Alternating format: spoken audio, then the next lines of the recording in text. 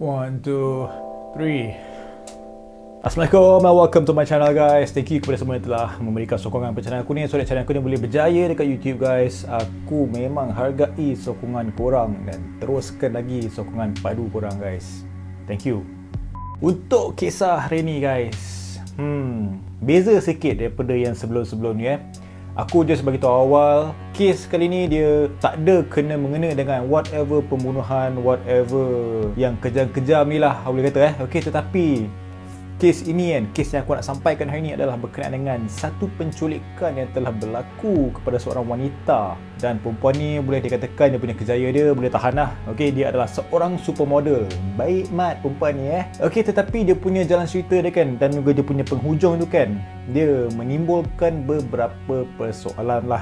Dan pada hujung video ni aku nak tanya korang apa pendapat korang berkenaan dengan kes ini. Dan perempuan ini nama dia adalah Chloe Ailing, di mana dia telah diculik oleh seseorang dan ada benda yang bakal terjadi kepada dia kalau ada terdapat beberapa benda yang tak dituruti oleh pihak Chloe, di mana apa yang telah diminta oleh orang jahat ni lah. Okay, so tanpa membuang masa lagi, macam biasa, nama aku Nas and I am your true crime storyteller. Let's go. Who?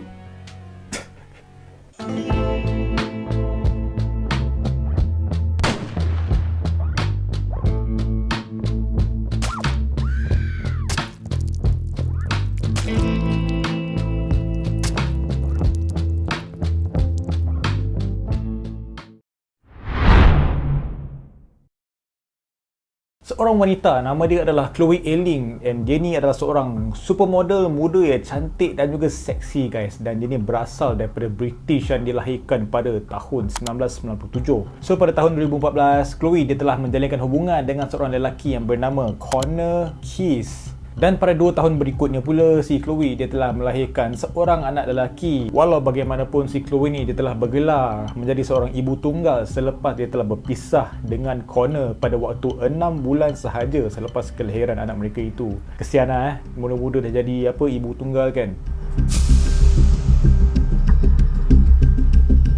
So kita terus pada tahun 2017.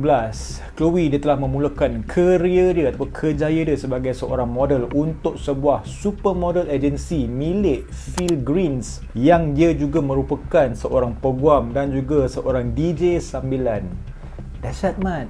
Lawyer juga tapi main DJ bye. Lain macam Phil Green ni Kemudian pada bulan Mac 2017, Chloe dia telah menerima tawaran sesi fotografi di Paris guys. Okey, korang tahulah kat Paris kan, kalau bab fashion model kan, situlah tempat dia guys. So okey lah, fine, dia telah menerima tawaran tersebut tau. Okey, tetapi walau bagaimanapun, pada waktu kemudiannya sesi fotografi tersebut terpaksa dibatalkan selepas segala peralatan fotografi milik juru gambar yang terlibat bernama Andre Lazio dilaporkan telah hilang.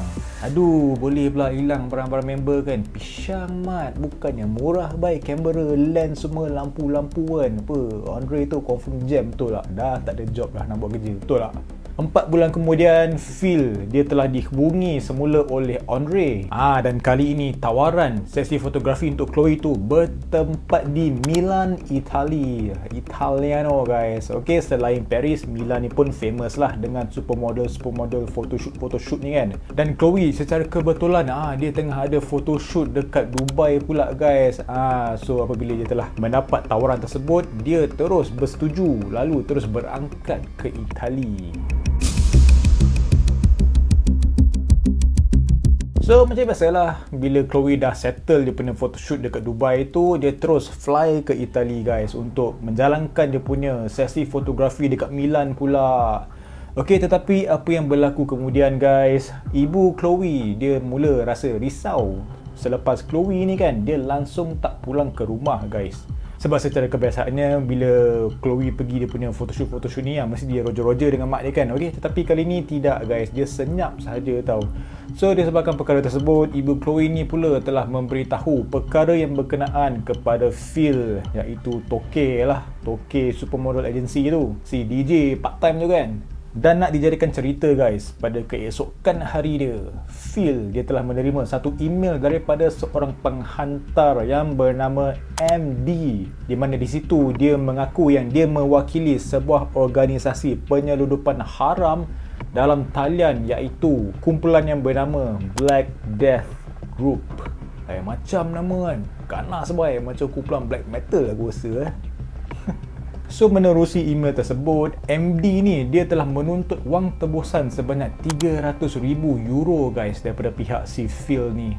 Okey, dan jika dia gagal membuat sebarang pembayaran, maka Chloe dia bakal dijual sebagai hamba seks ke laman dark web. Korang pun tahulah kan, dark web ni tempat apa kan, memang macam-macam yang ada dekat sana guys. Okay, and kita pun tak ada akses untuk masuk ke dark web tersebut. And in case kalau sesiapa lah dapat akses kan, macam kita-kita ni dapat akses kan, oh memang tak manis guys, dia punya akibat dia. So don't go to the dark web guys. So disebabkan perkara tersebut, Phil Green ni memang terkejut beruk kan. Okay, so dia pun terus menghubungi konsulat UK yang berada di Milan untuk mendapatkan bantuan, dan dekat situ polis Itali pun terus bergegas ke alamat yang diberikan. Okey, alamat yang sesi fotografi di mana Chloe sepatutnya pergilah. Okey, so bila pihak polis pergi sana, dah sampai-sampai kan, ternyata dekat sana tak ada pun guys studio fotografi memang scam mat. Tempat itu kosong gila weh. So bila polis dah sampai, takkan nak macam terus caw ke apa kan. Okey, mereka pun terus membuat siasatan guys, di mana dekat dalam tempat studio kosong itu, mereka telah menemui beberapa pakaian Chloe, dan disebabkan kekurangan bukti ataupun berkenaan dengan email-email lain yang ada kena mengena dengan kehilangan Chloe itu, siasatan pun terhenti guys, tergendala lah untuk buat seketika. Kemudian masuk hari ke-6 kehilangan Chloe, dia tiba-tiba dia telah muncul di bangunan konsulat British yang terletak di Milan. Hai, tiba-tiba kan kau ada situ Chloe? Dan dekat situ Chloe dia telah memberitahu pihak terbabit yang bahawa dirinya itu baru sahaja dilepaskan oleh si penculik selepas menjadi mangsa penculikannya selama 6 hari. Berdasarkan cerita Chloe ni kan guys, dia telah diculik di lokasi sesi fotografi oleh individu yang tidak dikenali tau. Okey, sebelum itu dia telah disuntik dengan ubat pelali hinggakan dia tidak sedarkan diri. Dan seterusnya Chloe pula telah disumbat ke dalam bagasi yang besar dengan keadaan mulutnya terikat, lalu dibawa pergi ke sebuah rumah ladang terpencil menggunakan kereta. Dan individu yang bertanggungjawab melakukan penculikan itu dikenal pasti sebagai MD, ataupun nama sebenarnya adalah Lucas Herba. Okey, satu benda yang harus diketahui berkaitan dengan si Lucas ni kan, dia merupakan seorang pengatur cara komputer yang berasal daripada Poland. Basically dia ni programmer lah, pakar programmer lah yang reti nak hack ni bagai kan. So itulah kerja dia. Dan Lucas yang mendakwa diri dia sebagai anggota Black Death Group telah mengunggut untuk menjual Chloe ke laman dark web, dan juga dikatakan sudah ada ramai pembeli yang menunggu untuk mendapatkan Chloe. Dan apa yang lagi menakutkan Chloe adalah dia juga akan dijadikan sebagai makanan harimau selepas mereka sudah puas dengan Chloe sebagai hamba mereka. Gila sick mat. Gila mat. So bila dah jadi macam tu, memang susah lah si Chloe ni nak larikan diri kan. Okey, sebab menurut si Lucas ni, Black Death Group itu sentiasa memerhatikan segala gerak-geri dia guys. Dan yang paling mengejutkan Chloe adalah bahawa Lucas ini merupakan individu yang sebelum ini menyamar sebagai Andre Lazio, si mangkuk fotografer yang hilang barang-barang dia tu kan. Dialah mangkuk ayun tu.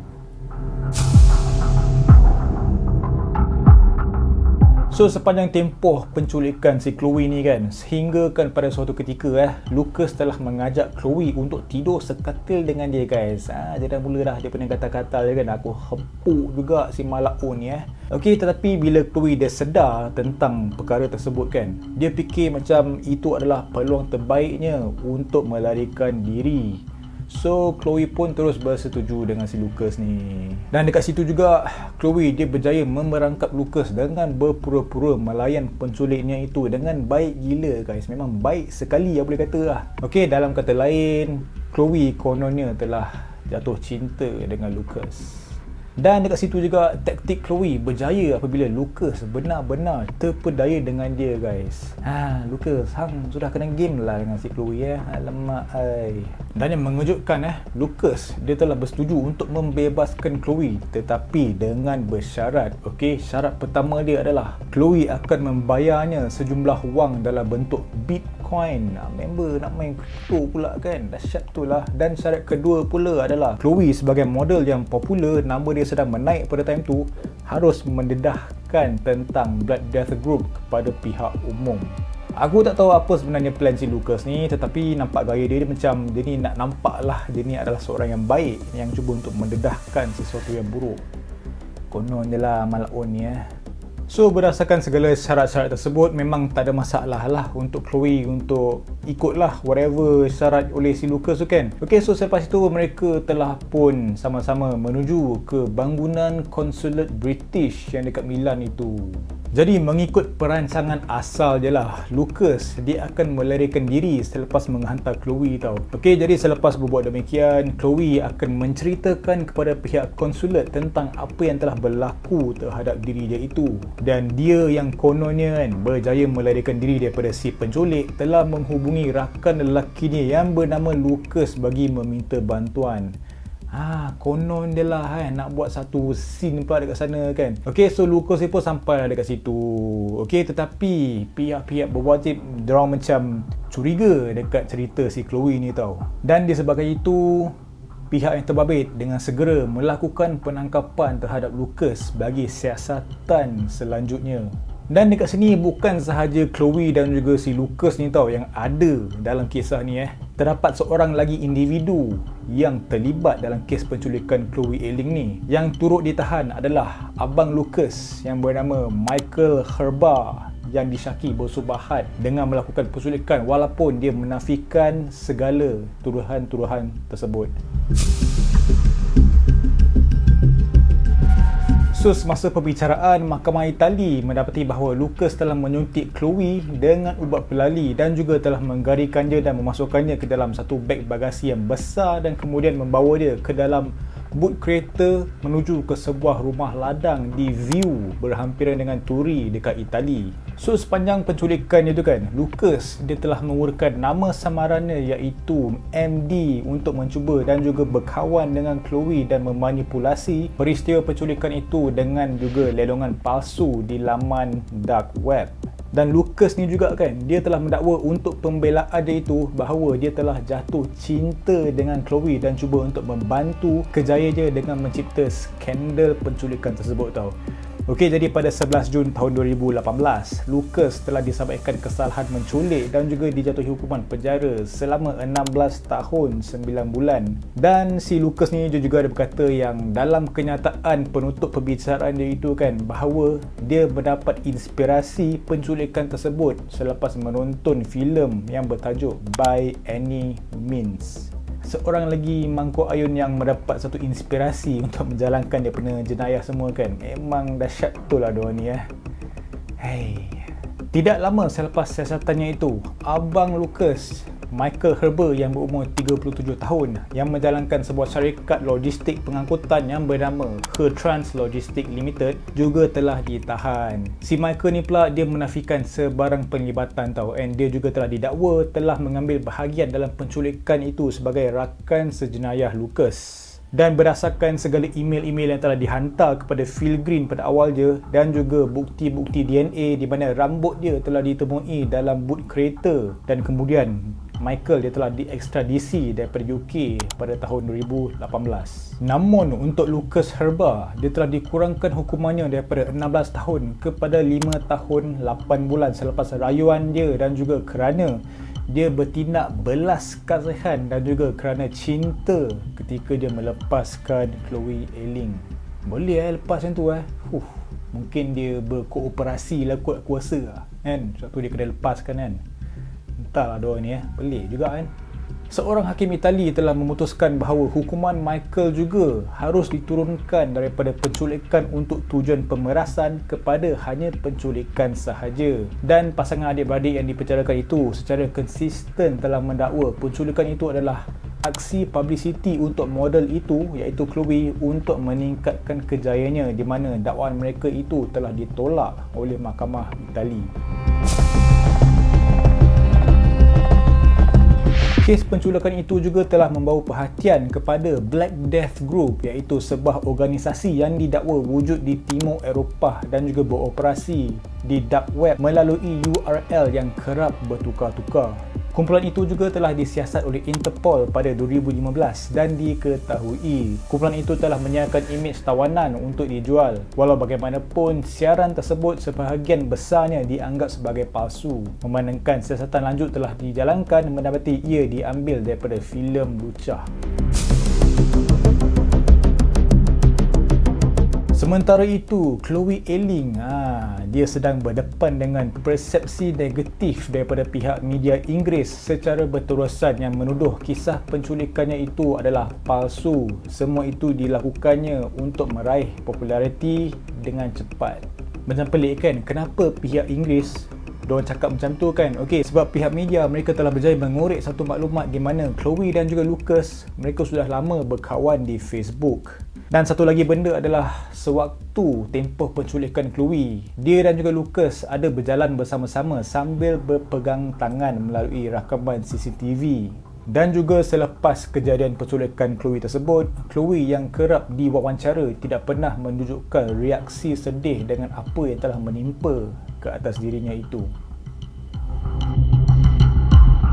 Jadi itulah kisah penculikan Chloe Elling, seorang supermodel telah diculik oleh seorang lelaki di mana dia mendakwa yang penculikan dia itu adalah untuk membantu Chloe meningkat kejayaan dia sebagai seorang supermodel. Itulah segala tuduhan ataupun dakwaan daripada pihak media yang menyatakan itu semua adalah palsu kan. Macam entahlah, sebab kau nak fikir daripada angle si Chloe ni kan, bila dia kena culik itu and dekat CCTV yang menunjukkan dia dengan Lucas berpegang tangan kan, mungkin itu adalah salah satu daripada taktik dia semasa dia nak bebaskan diri tau. Okay, sebab aku rasa dia terasa diri dia dalam satu ancaman yang teruk, so dia ikut dia play along sahaja apa yang dikehendaki oleh penculik dia tu tau. Okay, so macam dekat sini dah jadi macam satu debate lah whether ia adalah satu kes penculikan yang palsu untuk menaikkan status dia ke, ataupun Chloe mencuba untuk memberitahu perkara yang sebenar tetapi ditepis kau-kau daripada pihak media kan. So itulah persoalan dia yang aku nak tanya kepada korang. Apa pendapat korang tentang penculikan Chloe Elling ni? Okay, korang boleh tinggalkanlah dalam chat box ke dalam komen ke apa kan. Okay, so itulah kisah Chloe Elling. Aku harap korang terhibur dengan konten aku kali ni. Aku dah minta maaf jika ada sebarang kekurangan atau kesilapan. But aku nak cakap thank you sebab tengok video aku berawal sampai habis. I really appreciate support. Jangan lupa untuk subscribe, like, share dan komen. As always guys, never stop creating. I will see you in the next premiere. Assalamualaikum. Bye bye.